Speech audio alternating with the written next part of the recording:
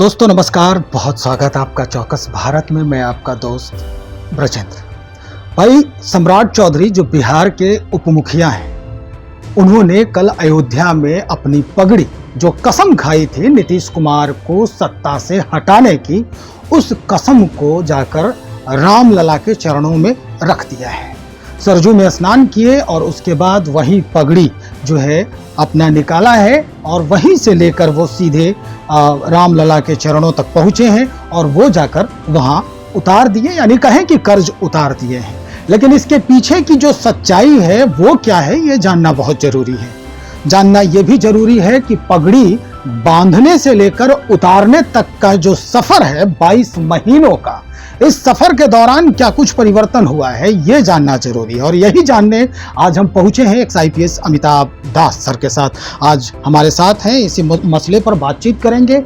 Sir, पगड़ी तो उतर गई सम्राट चौधरी जी की, अब जो इसकी सच्चाई है, पगड़ी बांधने से लेकर उतारने तक का जो सफर तय किया है उन्होंने, इसके पीछे की पूरी कहानी क्या है, थोड़ा दर्शकों को बताएं आप। नहीं, ठीक है, एक अंदर की बात दर्शकों को बताता हूँ। जो मुझे सूचना है कि सरयू नदी में जो सम्राट चौधरी ने स्नान किया, उसके बाद से सरयू नदी का प्रदूषण स्तर काफ़ी बढ़ गया है ना। ये मुझे अंदर की बात मालूम हुई है जो मैं दर्शकों के साथ शेयर कर रहा हूँ कि सरयू नदी का प्रदूषण का जो स्तर होता है, सभी नदियों के प्रदूषण का स्तर, तो बिहार के उप मुख्यमंत्री जो वहाँ स्नान किया उसके बाद वहाँ का सरयू नदी का प्रदूषण स्तर काफ़ी बढ़ गया है, ऐसा मुझे अयोध्या में के कुछ सूत्रों ने जानकारी दी है। एक तो ये बात हुई। दूसरी बात मैं ये बता रहा हूँ कि देखिए, ये सब नौटंकी है। ये जो सम्राट चौधरी हैं, इन्होंने पगड़ी ऐसे बांधी थी और कहा था कि भाई, पगड़ी को बिहार में बहुत लोग मुरेठा भी कहता है कि भाई मेरा मुरेठा तभी खुलेगा जब मैं नीतीश कुमार को मतलब हटा दूंगा। और अभी देखिए नीतीश कुमार कहाँ हटे, वो तो जो का त्यों बैठे हुए हैं। अलबत्ता सम्राट चौधरी उनके अंडर में उप मुख्यमंत्री बन गए हैं। इसके बावजूद ऐसे पगड़ी खोलना है जैसे कि कितनी बड़ी मतलब इन्होंने उपलब्धि हासिल कर ली हो। तो ये पब्लिक को चूना लगाने के अलावा और कुछ नहीं है ना। ये सब सिर्फ नौटंकी बाजी है। मुझे याद आ रहा है कि अब ऐसी बात है, इसी पाटलिपुत्र की धरती पर जहाँ हम बात कर रहे हैं, 2500 साल पहले की बात है।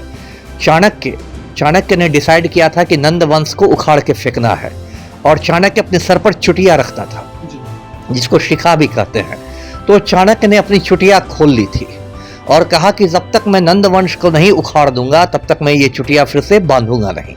तो उसकी शिखा को इतिहास में और साहित्य में अग्नि शिखा कहा गया है ना। चाणक्य अग्नि शिखा खोल के घूम रहा था, और जब चाणक्य ने नंद वंश को उखाड़ दिया और अपने जो उसका ये था जो चेला या जो भी कहिए चंद्रगुप्त, उसको बैठा दिया सिंहासन पर, तब जाके उसने फिर से चुटिया अपनी बांधी।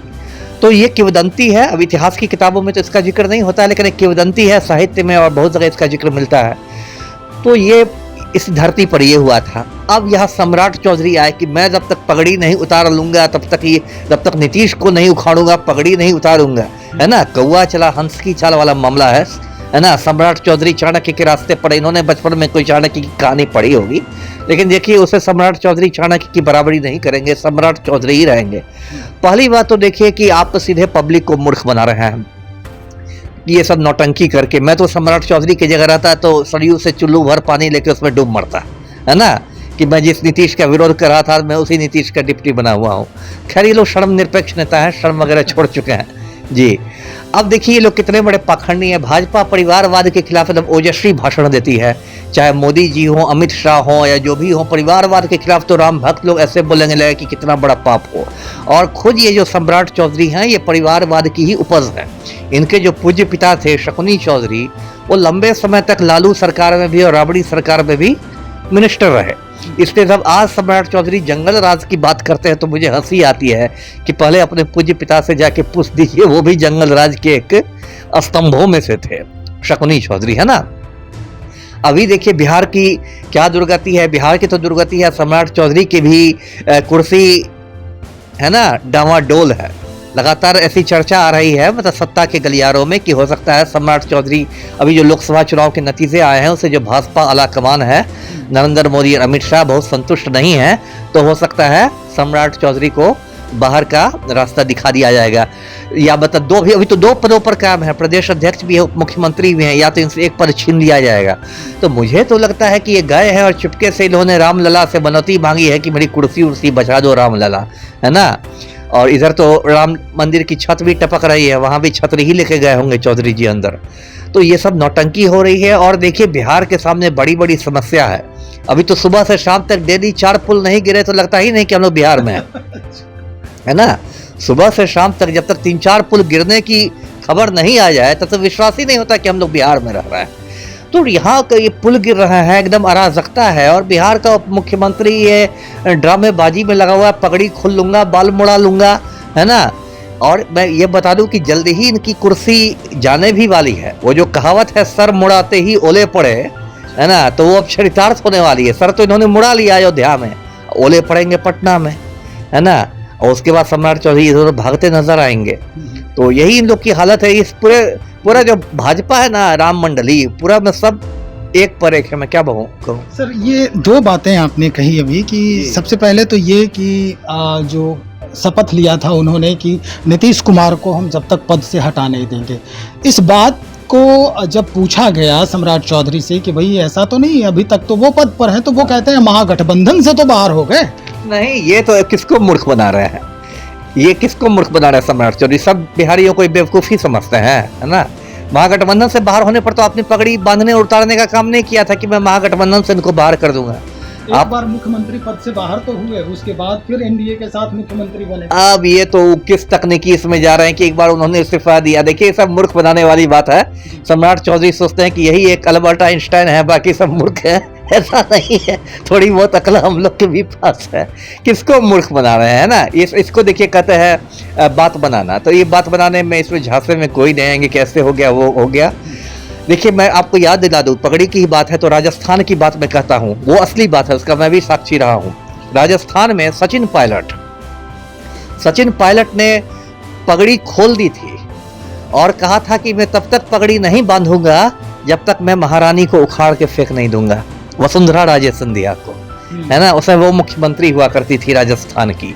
और सचिन पायलट और अशोक गहलोत दोनों ने मिलकर वहाँ पर महारानी को उखाड़ फेंका। ये 5-6 साल पहले की बात है।